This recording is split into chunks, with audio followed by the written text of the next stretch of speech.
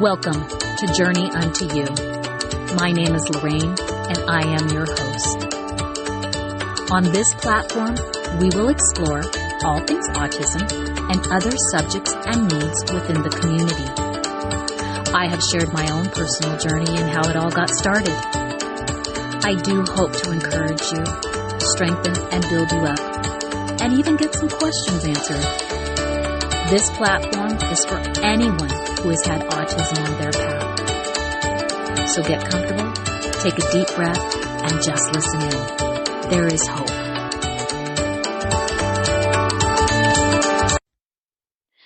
Welcome to Journey Unto You. And once again, my name is Lorraine Brown, and I am your host.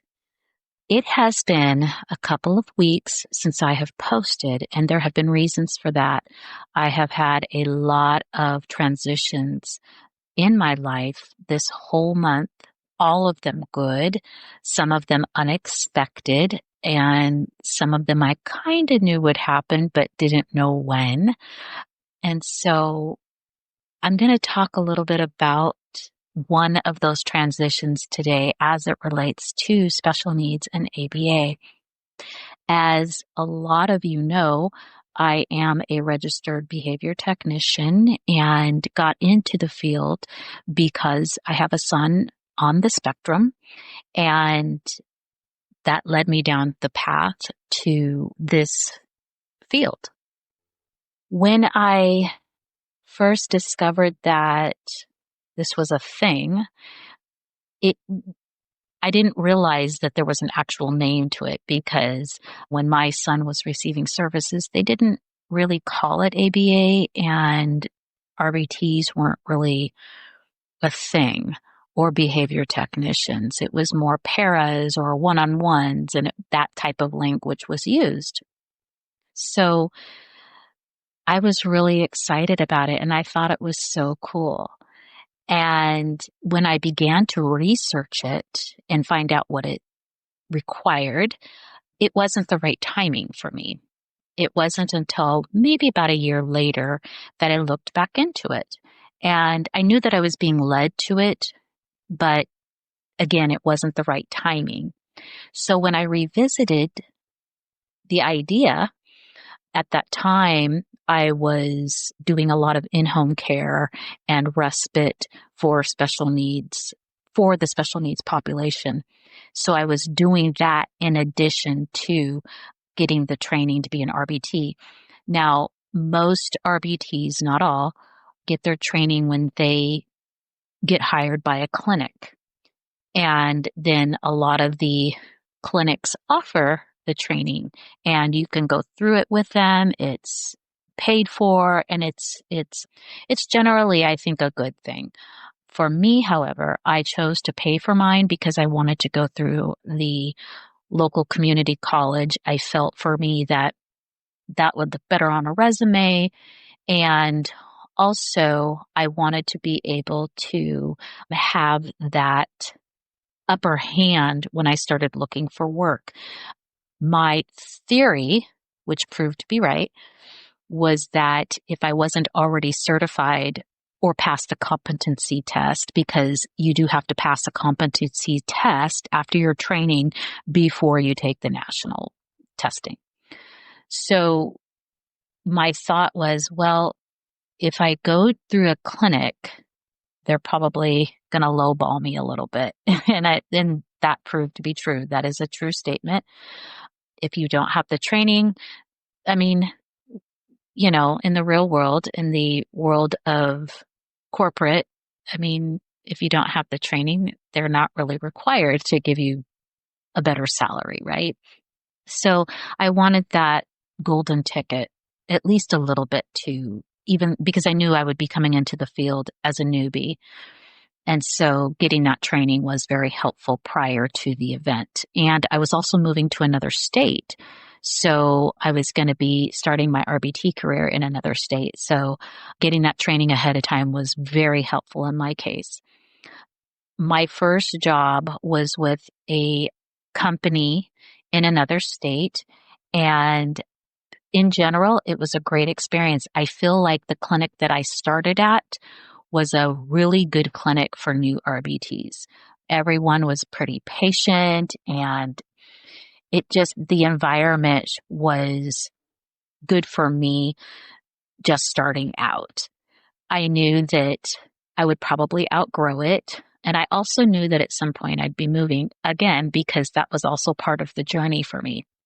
And so that experience with that first clinic, I learned a lot. I met other RBTs that I'm still in contact with. And the director of that clinic was a very experienced woman, and she was very patient and very flexible, very family centered. And so that created for a relaxed environment for a new RBT. And so I got to spread my wings a little bit there. While I was in that particular state, I did also work for a very short period of time in an in-home setting while I was doing clinic. That was not such a great experience. I had heard from other RBTs that in-home clinic was not, their favorite. I will say, though, that in-home clinic does serve its purpose. There's a reason for it. I think the majority, though, and I'm generalizing some, but the majority of clients, I think, need to be in a clinic setting. In-home serves a purpose for certain skills, such as if the child needs to learn life skills, such as sweeping or doing dishes, or a lot of assisted, well, for lack of better words, ADLs.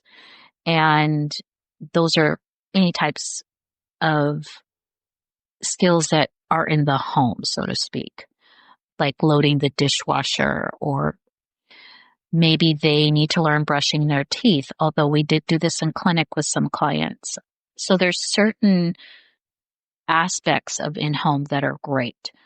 Sometimes it's a good fit for clients who are higher functioning, who just need a couple of hours and it's after school. We do have those. I'm going to get a little bit into the structure of how a child is given hours, because it is, in my humble opinion, one of the downsides to ABA. At the end of the day, everything's a business, right? In-home can be challenging because the parents are there or some type of care provider. And so the children are in their environment and they know it well. And so if there's any type of task that they don't want to do when you're doing therapy with them, they tend to show more escape behavior and task avoidance behaviors. That can be very challenging in the home setting, and that's typically why RBTs don't care for it very much. The flip side of that is that it pays the most. And so I think it's good, though, for anybody in the RBT field to at least try it and just see for yourself how you feel about it. I can think of one RBT that I know for a fact that she was with a family in home for a couple of years. She would go with this particular child into the school setting. So she was with him. He did go to a private school. So she was with him, and then she would come home and do a couple more hours with him. So that was kind of her thing with this particular client. That is not uncommon. So she was a good fit for this family. That's the thing. It's kind of like, it does have to be a good fit. And sometimes the in-home setting does attract parents who are a little bit more hoverish, if I can use that word. They're a little bit more skittish about leaving their child in a clinic setting, or they kind of want to, I'm just going to be transparent. They want to control it a little bit more. And that can be very problematic. I've experienced that, and it is very difficult. Typically, these types of families, when one or both parents even are like that, they go through a lot of RBTs because it makes our jobs hard. And a lot of times it's a hindrance to the child's success. Not in every case. Again, I'm generalizing that this is what I've seen and this is what I've experienced. It's not in all cases. As I've just explained about this other RBT that I knew, and she had a great situation. So I got to do that in this particular state. And so I tried by hand at it for a little while, and I said, this isn't good for me right now. And so I went back to clinic full time. And then when I moved again to another state that I'm in now, I went right into full-time clinic. And so that's where I stayed. But then a window of opportunity came up for me I had looked into a school setting prior to getting a position with the school district. It just wasn't the right timing, and there was just some pieces not in place at that time. But this same recruiting company called me about a year later, and they said, hey, are you still open to this? And so, of course, I was, and the school setting pays very well also. And so, especially if you have people going up to bat for you, like a recruiter who's on your side and they're really there to support you. I can't stress recruiters enough. I just love the fact that they just really go up to bat for you, and they really do honor your experience and your expertise. So I can't stress that enough. So I did get an opportunity to go into the school district. Putting a pin in that for a moment. When I first became an RBT, I did work with another RBT who had been doing ABA for a very long time. She was a little bit older than myself, and she'd had experience in all arenas as well. And she had explained to me that working in a school setting was really tough. And she said, there's certain things you can't do that you can do in clinic. And she explained what those things were. And if you don't have the teacher on your side, it just makes for not such a great environment. And at that time, I didn't totally know what she meant because I had no frame of reference. I hadn't experienced any of that. But I took note to it. But I still wanted to try my hand at it. So fast forwarding back to where I put a pin in it, I went ahead and decided that I wanted to spread my wings a little more and try the school setting. And at first, it was wonderful because you meet with the BCBA generally once a week, as opposed to in a clinic where you have a BCBA every single day. Now, that's good too. There are times when you absolutely need the assistance of a BCBA, especially if you're new. And for me, that was such a benefit. I had wonderful BCBAs. Honestly, I can count on one hand, maybe 2 or 3 that weren't so great. But other than that, every BCBA I worked with has been just amazing. And so, yeah, there's not much more to say about that. They work very hard. And so my experience with the BCBAs has been wonderful. So in a school setting, you are what's considered an independent contractor. So you're kind of, in a way, your own boss. Most school districts do not welcome ABA unless it's a charter or a private. That may vary from state to state, however. But in general, public school settings don't bring therapy into their schools. And that's really sad because there's a lot of children who could benefit from it. And I do hope that changes in the future. But getting back to point, I was in a self-contained classroom, and I worked in a district that was considered, for lack of better words, privileged. I'll just say it that way. And so that's actually one of the reasons I took the job, because I hadn't experienced a school setting before and I didn't know what that was going to be like. So at first, it was great. At first, I came into a setting where there was some really high behaviors. I had been assigned a child who had a lot of physical aggression. And they had gone through a few RBTs in this situation, and also a couple of teachers. And I came in on the scene in November.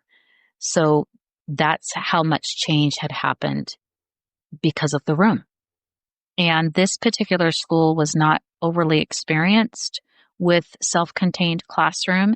And what self-contained means is that these children, they stay in the room. They don't go out into the general school arena because of their behaviors.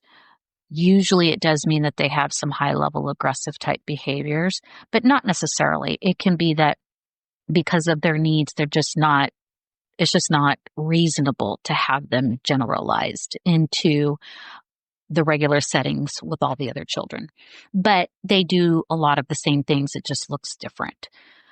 So in my case, though, they were really struggling with a particular student. So I came in.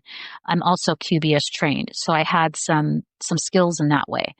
This particular district, however, used CPI training, so I ended up having to get that training as well. And what that does is equips you to put children in proper holds that don't hurt you and don't hurt the children, but allows for the child to be restrained, for lack of better words, if they are being unsafe to themselves or anybody else in the environment. Holds are not a preferred way of handling situations. They are very last resort. And so in this case, the training was needed. And I did get hurt a few times. This kiddo was as big as me and was just on autopilot when I first got there. And I'm not going to go too much into this particular school setting because honestly, that's a whole podcast in and of itself. But I will end it saying that it turned out to be an extremely toxic environment and dysfunctional. The teacher was young and a very prideful person. So rather than work with me, she did things that were very inappropriate, unprofessional. I mean, all she did was show me her age and how inexperienced and unprofessional she really was, and had a lot of growing to do. So it was a bad situation, to the point that I ended up actually going and doing about 3 sessions of therapy paid by the school district for that situation alone. It was so bad. They didn't want me to leave and offered me a bonus to stay. The school year was kind of winding down. It was about maybe early April.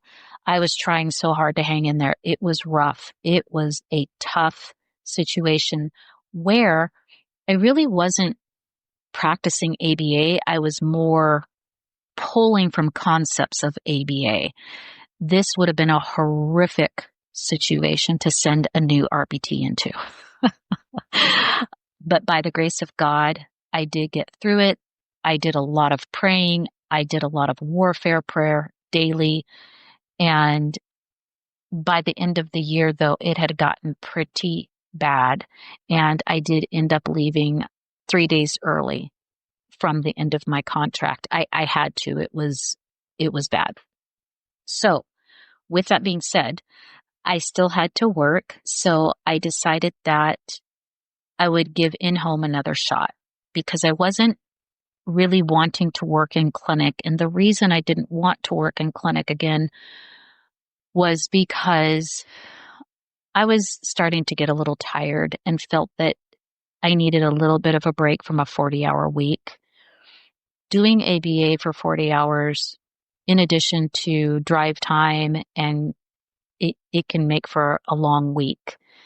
And so I decided to work for an in-home company, which turned out to be phenomenal. They just hands down the best company I've ever been with. I wish I could name them, but I can't. I've got to keep that disclosed, but just wonderful company. And the director is very pro-family himself. And so the structure and the culture of the company was set up like that. They were very good to me. And so I appreciated that because I was coming out of a little bit of a traumatic experience that other RBTs have experienced, but I just didn't know. And so he was hesitant to place me with any type of behaviors. We talked about that, and that just wasn't going to be a good fit. So I ended up working at another school, but it was a private preschool. And I was by the time I actually got to this particular setting, I was a little on burnout, but this child had no behaviors. There were a series of things that kind of occurred. I was supposed to be having longer hours with this client. It ended up getting shorter. So I had to take another client on. But the only available client that fit the window that I could work was a child who had very high behaviors. So, but they were getting better. The first day I met with this client in the afternoon, I knew he needed to be in clinic, that in-home therapy was not going to be a good fit. And if you remember, I did say that a lot of times when you're in an in-home setting, these children have figured out how to manipulate their environment. They may have autism and they may have other diagnosis, but they're still very smart. And they when they don't want to work, they know how to work that out. And so this was no different. Long story short, I felt that I was going to need to back out of this client. I was getting spit on regularly. This child was completely out of control, and I just didn't have it in me. And so I did make the hard decision to let that client go. But the clinic that I worked for also had to make the hard decision to let the client go because he really did need to be in a clinic setting. And I worked for an in-home company, so they referred him out. And little did I know that they had gone through several RBTs with this particular child. And so I knew it wasn't me. In addition to, I think they went through 2 or 3 BCBAs. So that tells you a lot. And I did start off the conversation saying that, when you're in an in-home setting and you've got certain types of family structures, it can really work against you as a therapist and make your job. At the end of the day, I was miserable. And so I was also dealing with another school setting where I was starting to deal with some very common attitudes that are in the school settings with the teachers. A lot of these teachers, not all, but a lot of these teachers, for some reason, they feel threatened when we come in the room. I don't know if they want to be in control of their environment. They don't want anybody telling anybody else what to do in the room. And it's funny because we're actually there to help them, to make their job easier so that we can focus on that one child. And it's still their classroom. It's just this child needs more. And it's really to take the weight off of the teacher. And most of the teachers do not respond that way. And that's very interesting to me. I had a conversation with a BCBA that used to be a teacher. And actually, some of the BCBAs that I've worked with have been former teachers. And they all say the same thing. It's a pride issue. And it's a lack of training and understanding about what ABA really is and what it is we do. And that really made me sad. I know there's not enough hours in the day. There's not enough training space, funds, all the things that go into a school district. There just wasn't any space to get staff trained to know, hey, we have this third party coming in. This is what they do. This is what it looks like. It's no big deal. It's going to help us in the long run. I would also go so far as to say that with public school settings, I don't know that there's this overall concern about our children. And someone could get mad at me and say, well, that's not true. I'm a teacher, or that's not true. My son or daughter had a great experience. Well, I think overall in America, the school systems, we all know what it looks like right now.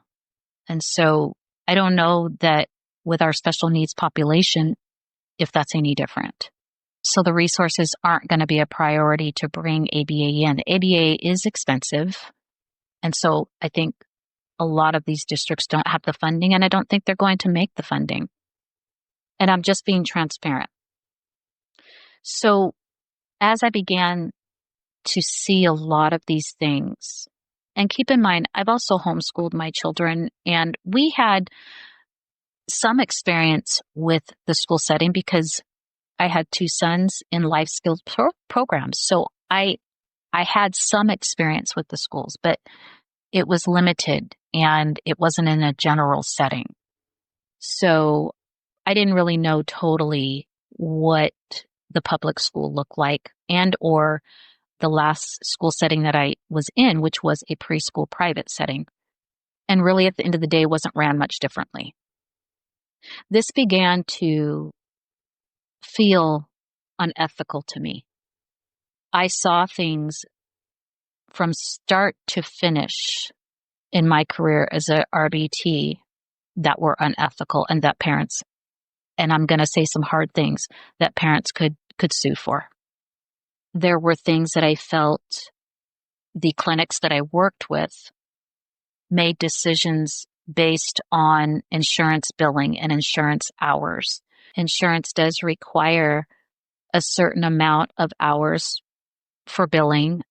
Some children get more, some get less based on their disabilities, but there are some complexities with insurance companies. And also, too, it does need to be worth it. You know, if you're bringing your child into a clinic, if you're just coming for an hour, that can be, you know, a little exhausting if you have to bring them every day, and a little disruptive to a child's schedule or a parent's work schedule.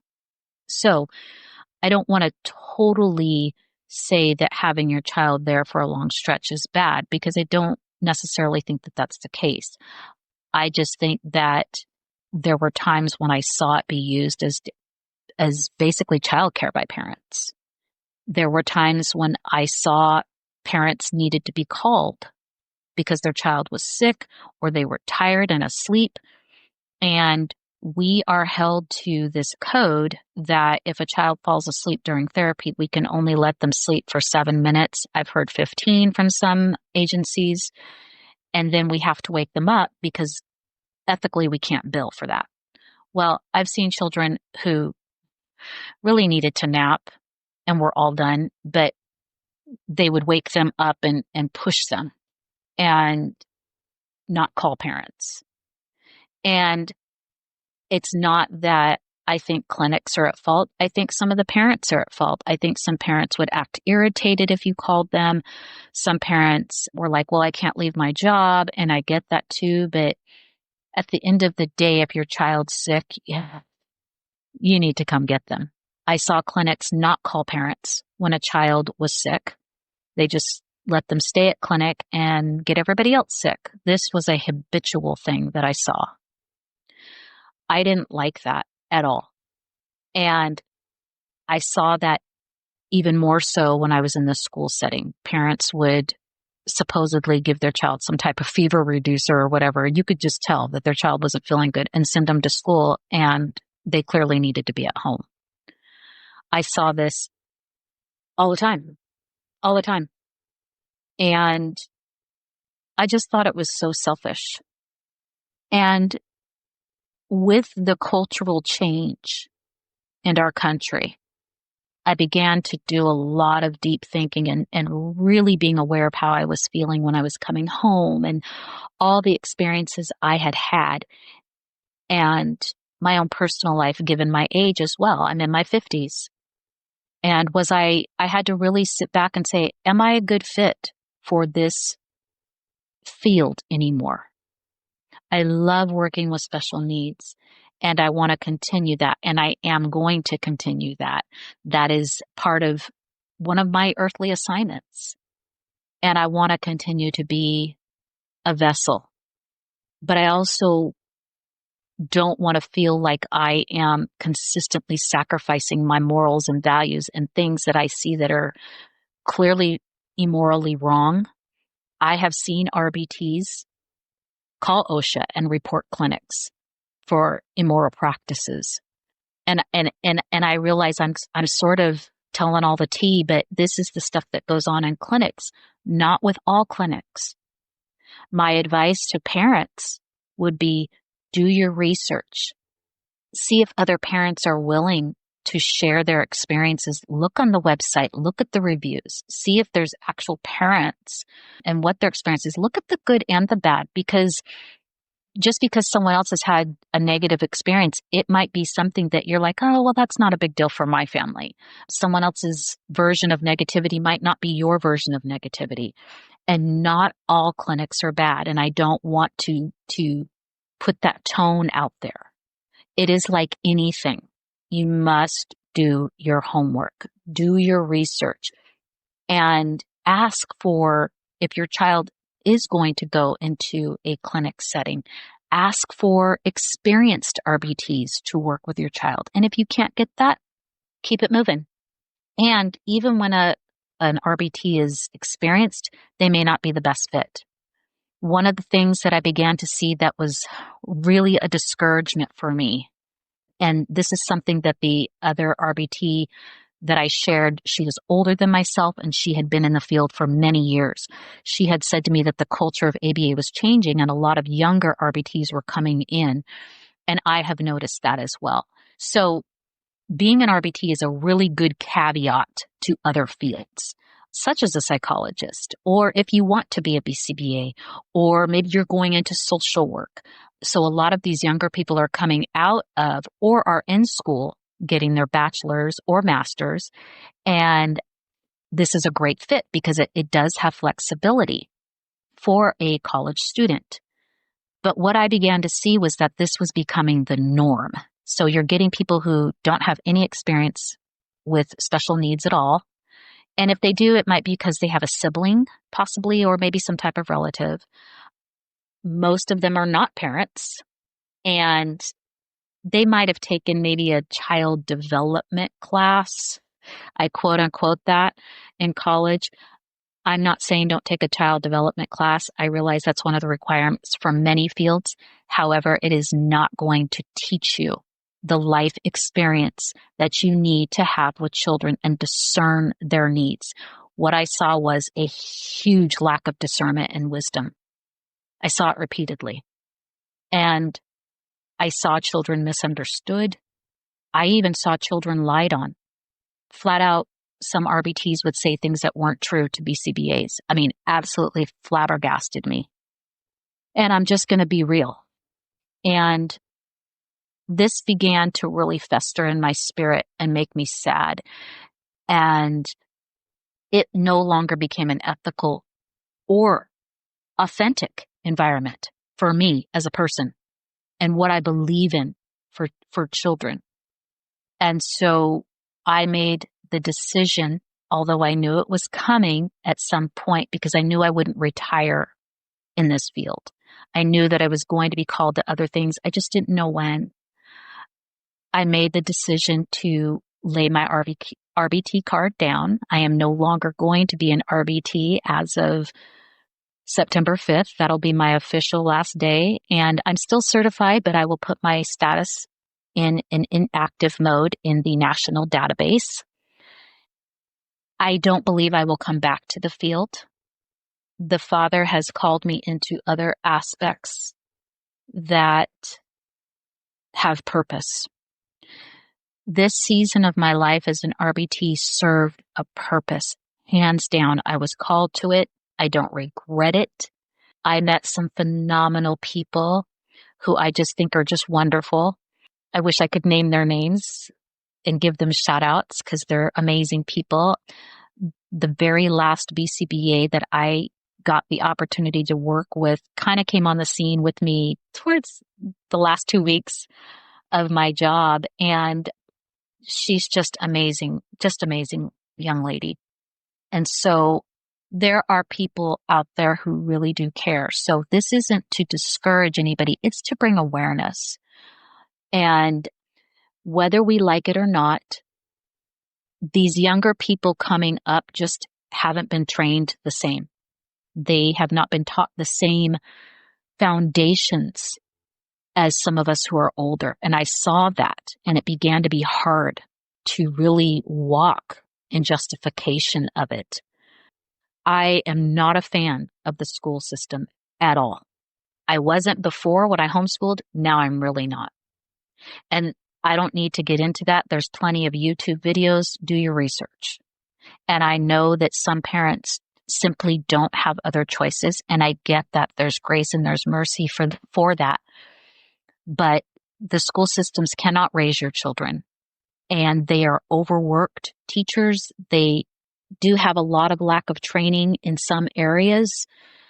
It just is what it is. So as I bring these things out, it's not to blame or to bring fault, but there are layers to it.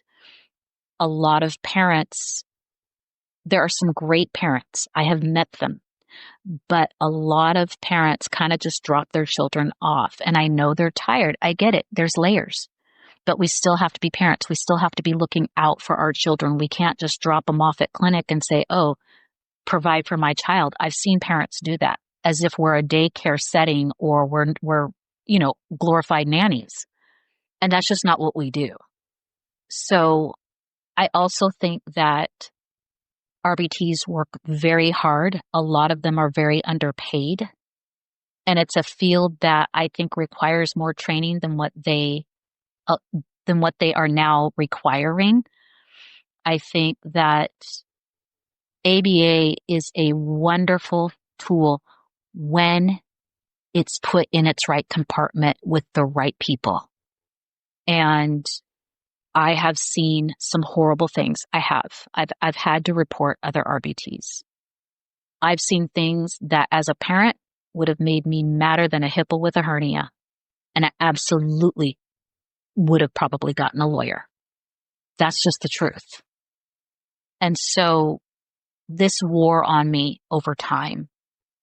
And so I did have to make the hard choice to back out. And the last situation that I was in really was just a catalyst with the teachers. There was an employee there that said something that 100% was not true. And I made that clear it wasn't true, and we got it all worked out. But it was a catalyst to me saying, I'm too tired. I'm all done. And it was okay, because I really do need to focus on some other things. I want to give more energy into this podcast and really bring some more information and resources and do a lot more interviews with parents. I'm also in school getting a certification in ministry. And when I am all done with that, I will be more, I will share what type of ministry that is. Right now, I don't feel led to share that, but I'm also still working with special needs, just with adults right now. So I kind of have my hands in other pots as well. I'm very much an advocate for parents. I'm an advocate for the providers. It's a hard place to be in. And this type of field, ABA or any other setting that requires someone to work with special needs, you have to be gifted in that. You have to have a heart for it. It has to be your wheelhouse. If you're someone who is looking to get into that field, that's amazing. That's great. We need more people who have a heart for this community. There aren't enough. As we say in the biblical world, the harvest is great, but the laborers are few. And so with that, ABA is not for everyone. Please do your research and be picky. It's okay to be picky when you're going to an ABA clinic. And maybe in-home clinic is for you and your family. Do that too. It's not a one-size-fits-all. This was just my experience. And there are some wonderful clinics out there. I wish I could say the company that I work for, because they are grassroots and they're just amazing people. And I grew very fond of them very quickly. But I had to make a decision for myself that was going to better serve this season in my life and our future and all the things that the Lord is calling me to. So I give the Father all glory and honor for the process that He's allowed me to walk as an RBT, and that I can say I did it. It was a wonderful experience, but it was also a very challenging and exhausting experience, but working with one of the most amazing populations on this planet. And so that, I think, is all I have to say about that. God is good. He's a good Father, and He takes care of us. And He gave me the strength to do something that I never saw myself doing. And He's bringing me into other arenas that I never saw myself doing.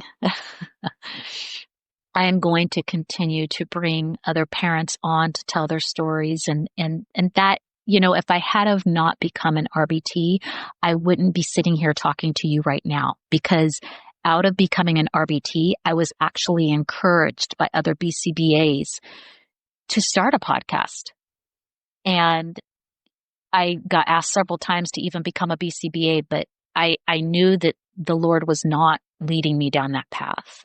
And so I'm so grateful and I'm so thankful. And even though I saw things that were, I have to be truthful and say weren't good, I'm still glad I went through them and saw them. I wouldn't change anything. I've met some wonderful children that have touched my heart, and I'll never forget their little faces. I wish I could say their names too, because they were absolutely adorable. And I've worked with some wonderful parents. There are some great parents out there who are just seeking the best for their children. And so I'm glad I got to be a part of that. I'm thankful that other parents have allowed me and trusted me with their children for hours in a day, because it takes courage to do that as well. And so with that, I'm going to end this podcast, and just know that you are valued and loved and treasured as a parent, as a caregiver, as a provider. And if you're a person with needs who listens to this podcast, you are amazing. You are amazing. And we as parents, hands down, would lay our lives down for you if the Lord called us to do that. But thank God we serve a God who's already done that. And so with that, have a wonderful, blessed afternoon. Goodbye.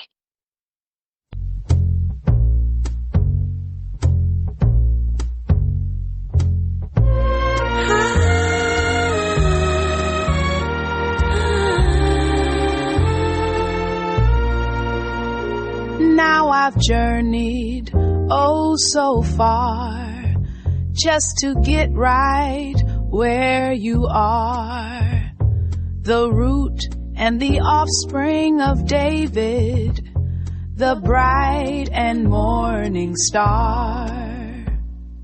Though this cold road which I walked taught me to run to you, and you found me 'cause I was lost, but journeyed unto you.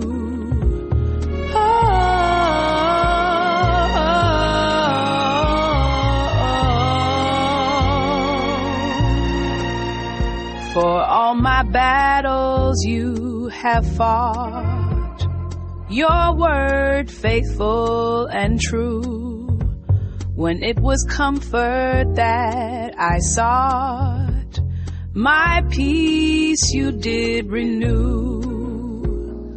Most of this cold road I walked, I was carried by you. Guide our talk and hearts and thoughts as we journey unto you. Jesus Christ, I thank you for all you brought me through. Help us to lead your children to journey unto you. And help us to lead all the children to journey unto to you.